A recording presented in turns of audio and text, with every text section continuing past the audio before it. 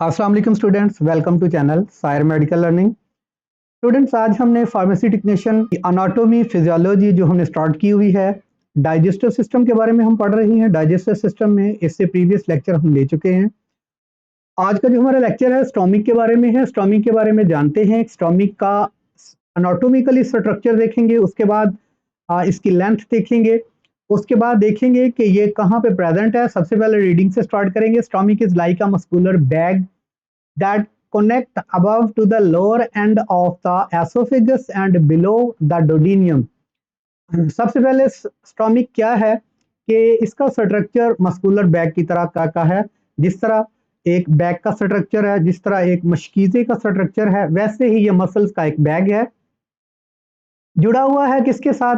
Lower side से, lower and जो oesophagus का है, जहां पे एसोफिगस खत्म होती है, गजा की नाली, वहां पे मशकीज़ा जो है ये स्टोमिक स्टार्ट होता है। इसका जो कार्डियक एंड है यहाँ से स्टार्ट होता है, और अगर इसके बिलो देखा जाए तो ये डुडीनियम तक जो है ये फैला हुआ स्टोमिक है।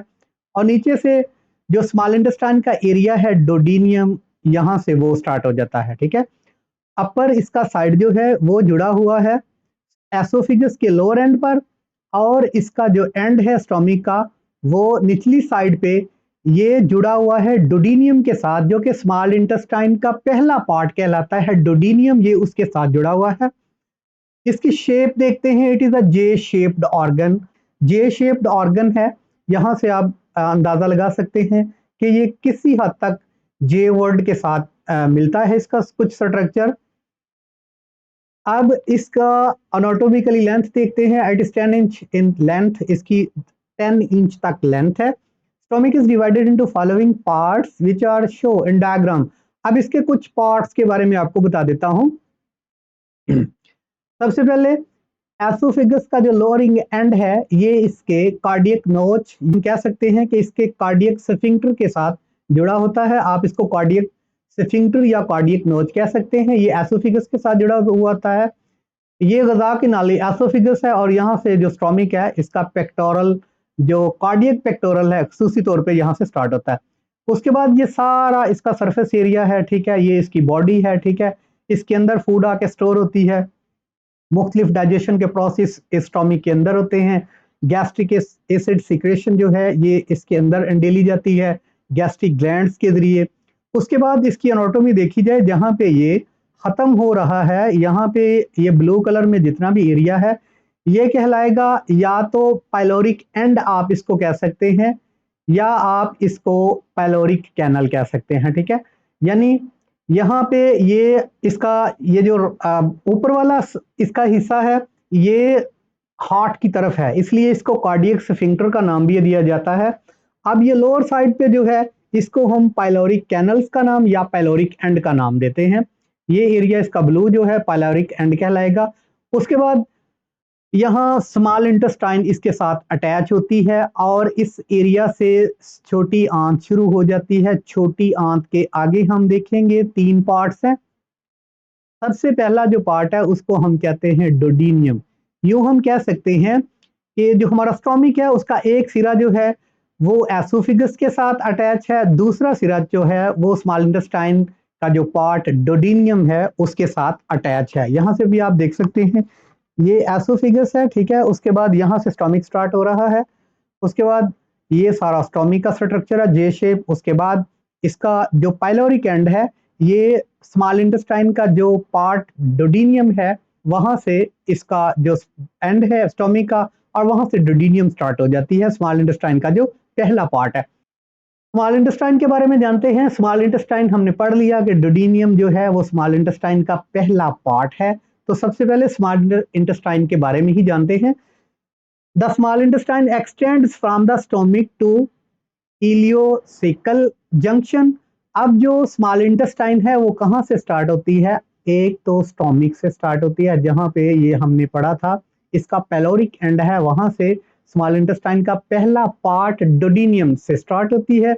और कहाँ तक स्मॉल इंटेस्टाइन फैली हुई है? ये इलियोसिकल जंक्शन तक फैली हुई है। इलियोसिकल जंक्शन जो है वो कहाँ पर है? जहाँ पे स्मॉल इंटेस्टाइन जो है वो खत्म होगी और वो यहाँ लार्ज इंटेस्टाइन के साथ आके अटैच होगी। स्मॉल इंटेस्टाइन खत्म होगी, लार्ज इंटेस्टाइन के साथ आके अटैच होगी, कॉलन के साथ आके अटैच होगी। लार्ज इंटेस्टाइन का जो पार्ट है इसको कहते हैं इलियोसिकल जंक्शन। ठीक है, ये इलियोसिकल जंक्शन है जिसके साथ आके स्मॉल इंटेस्टाइन जुड़ती है। उसके बाद the length of the small intestine is about 6.9 metre. अब जो इसकी लेंथ है वो 6.9 मीटर टोटल है इन मेल के अंदर, एंड 7.1 मीटर इन फीमेल, और 7.1 मीटर जो है ये फीमेल के अंदर इसकी लेंथ है। एवरेज की बात करें तो 4.6 टू 9.8 मीटर स्मॉल इंटेस्टाइन की टोटल लेंथ बनती है। Small intestine lies in the abdominal cavity surrounding by large intestine. अब ये कहाँ पर पड़ी हुई है? ये एब्डोमिनल कैविटी के अंदर है। ये सारी हमारी एब्डोमिनल कैविटी है।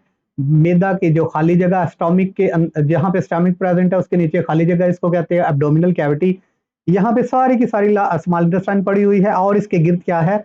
Large intestine. ये सारा जो गिराव है ये लार्ज इंटेस्टाइन का है। इसके गिर्द एक चक्कर काटती हुई एनस तक खत्म होती है large intestine. Small intestine is divided into 3 parts. अब स्मॉल इंटेस्टाइन की बात की जाए तो इसको 3 पार्ट्स में डिवाइड किया गया है।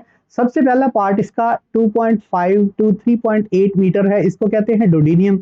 जैसे हमने इससे प्रीवियस पढ़ा कि जो हमारा स्टोमिक है वो इसका जो एंडिंग पॉइंट है वो जुड़ा हुआ है स्मॉल इंटेस्टाइन के पार्ट डोडिनियम के साथ, यानी वो स्मॉल इंटेस्टाइन का ही पार्ट है डोडिनियम जिसकी लंबाई 2.5 मीटर है। अगर हम कह सकते हैं कि स्मॉल इंटेस्टाइन का पहला पार्ट जिसकी लंबाई 2.5 टू 3.8 मीटर है उसे डोडिनियम कहते हैं, तो ये भी ठीक है। ठीक है, उसके बाद जिजनम की बात करते हैं। जिजनम पार्ट जो है ये डोडिनियम की जब लेंथ 2.5 मीटर खत्म होगी वहां से 2.5 मीटर का नेक्स्ट एरिया कहलाएगा जिजनम। ठीक है, स्मॉल इंटेस्टाइन का।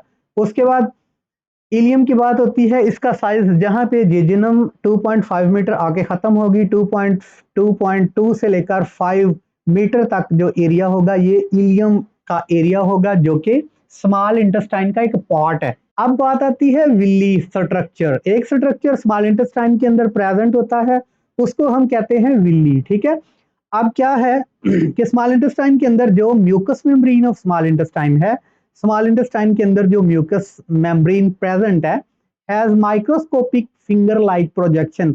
वहां पे माइक्रोस्कोपिक फिंगर लाइक इस तरह के प्रोजेक्शन है।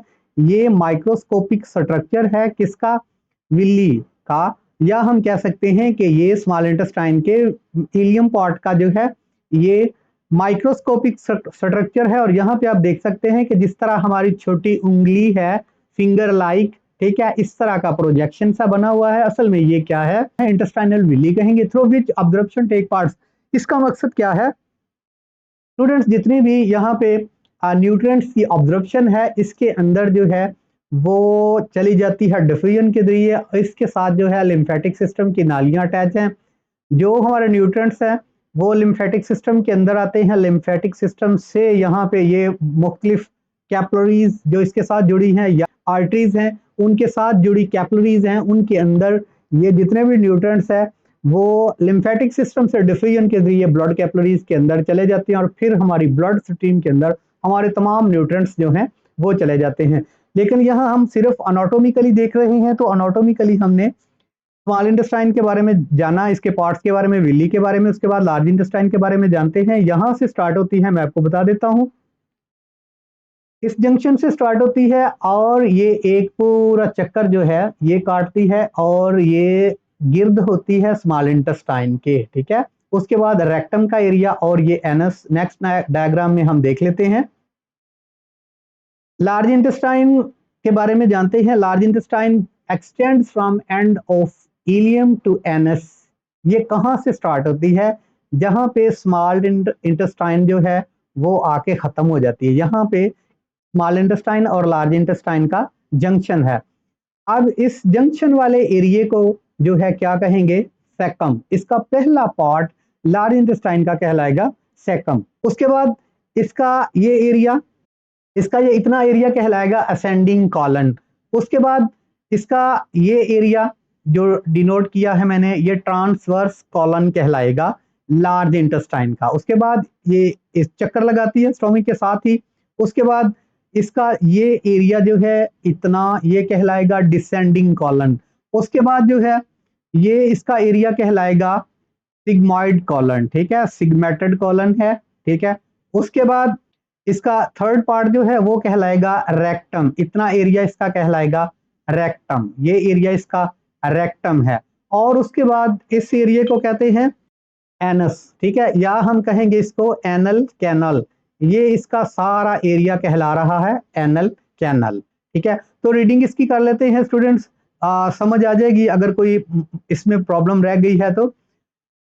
Large intestine extend from end of ileum to anus, ये जो है ये स्मॉल इंटेस्टाइन के एंड से स्टार्ट होती है और यहाँ एनस तक आके लार्ज इंटेस्टाइन खत्म होती है। It is about 1.5 metre. अब इनकी लेंथ है जरा स्टूडेंट्स थोड़ी याद रख लीजिएगा।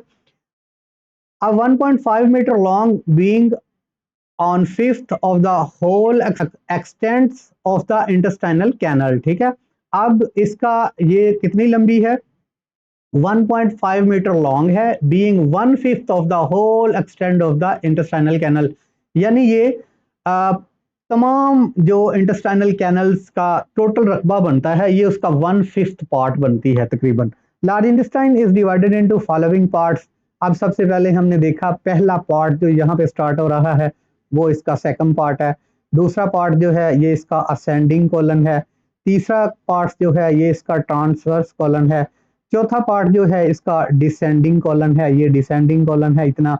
उसके बाद हमने पढ़ा सिग्मॉइड कॉलन है, उसके बाद हमने पढ़ा रेक्टम और उसके बाद पढ़ा हमने एनल कैनल के बारे में। तो स्टूडेंट्स आज के लेक्चर में इतना, इंशाल्लाह नेक्स्ट लेक्चर के साथ दोबारा मुलाकात होगी। अस्सलाम वालेकुम।